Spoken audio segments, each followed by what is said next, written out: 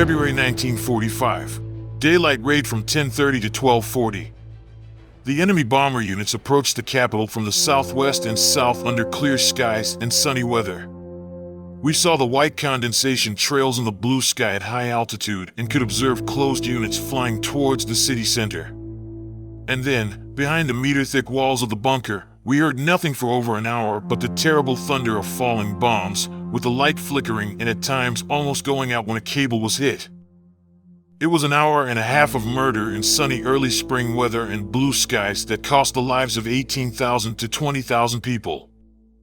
When we left the bunker, the sun had disappeared, the sky was cloudy. Fed by countless small and large sources of fire, a vast sea of smoke hung over the entire city center, from which two great peaks with silver edges thrust themselves into the sky like a looming mountain range. In the streets of the city, it was night around noon that day.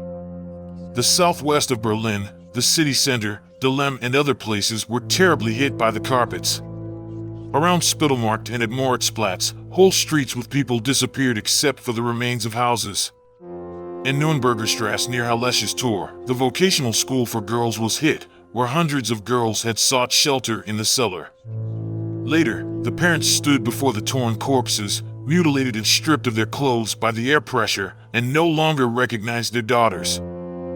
But this is only one case of the great dying. It was the same misery in factories, business buildings, underground and city railway stations overflowing with refugees from Silesia and West and East Prussia and Pomerania. It was the heaviest attack on Berlin, whose castle now also went down in flames. February 26, 1945.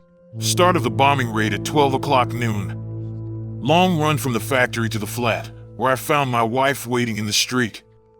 Since she didn't know for sure whether I was available at the factory, she only had 2 suitcases with her. I sent my wife ahead to the bunker with the suitcases and ran into the flat to get another one with clothes. I made it and followed my wife, who looked around for me at times. All the way, the distant roll of bombers accompanied me, spreading across the cloud-covered sky and getting closer. Then bombers fell in front of me in Köpenick, the flak fired, the last 100 meters were a run for life.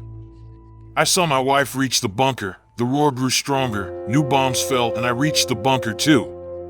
And then, for 1 hour and 20 minutes, 26 powerful bomber units laid their cargo in and around Berlin on factories, railways, railway stations, stopping transport trains with ammunition for the east, on the police headquarters, the Tietz-Hertie department stores, the Wertheim department stores, on still-standing high-rise buildings, city and underground railways, hospitals, residential areas, on the entire railway line from Berlin to Fürstenwald, leaving behind a sea of smoke and flames, a gruesome, unimaginable picture of death and destruction.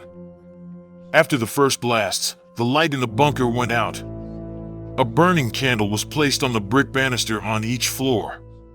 Death and destruction blazed around us, breathless silence over the terrible noise of falling and detonating bombs. Somewhere it started, new bombs, a terrible noise coming closer, the bunker shakes, but it stands, the rumbling runs, and then with terrible thunderclaps a new wave starts to unfold. Again it roars closer, comes closer, gets lost somewhere in the crashing distance. Until, after an eternity, the last blasts fade away, the soundless silence in the bunker lasts for young and old, and the certainty takes hold, it's over. Then there is talking, children's laughter in between, doors slam, names are called, jokes fly back and forth. Serious conversations about earlier alarms and experiences are started, the tension is eased and inwardly each of the many hundreds on the floors asks, what does it look like outside? Is my flat still standing?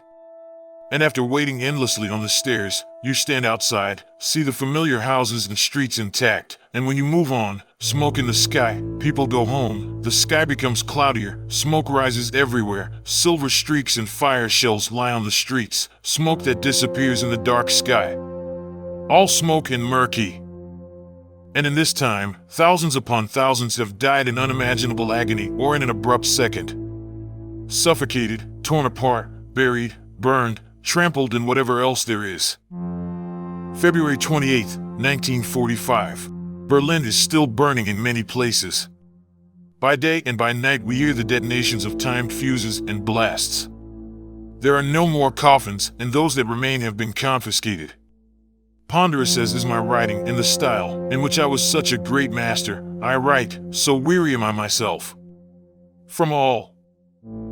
April 20th, 1945.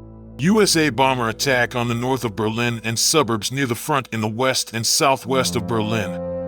The Russians broke through near Muncheberg. Artillery fire from the American front in the west outside Berlin also intensified by the hour. The air roars by day and night from the propellers of the planes, German and enemy, racing overhead. In the afternoon, airborne weapons banged not far from us, air battles developed, bombs crashed, and between the machines howled rising, curving, falling, and the street smelled of gun smoke. Highest alert in the factory. I'm being deployed now. It is uncertain when I will be able to write again. The treks of peasant refugees from the east of Brandenburg passed through Adlershof. Shared the last piece of bread with my wife. If my wife hadn't gone to great physical lengths to get about 40 to 45 pounds of potatoes from the Strasbourg area, which is already occupied, we would have gone bitterly hungry. Most bakers and merchants no longer have any bread. But they are not yet allowed to sell on the stamps for next week. But who among the inhabitants of Berlin still has a piece of bread? Vegetables have not been available for weeks.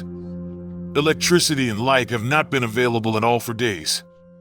All machine work is at a complete standstill. No work at all can be done at night, and because of the destroyed railways, the workers can no longer reach their factories. What will the night bring? The wounded from the Eastern Front, bandaged, bloody and dirty, pale, tired, and worn out, travel by suburban train to Berlin for medical treatment and look silently at the many ruins.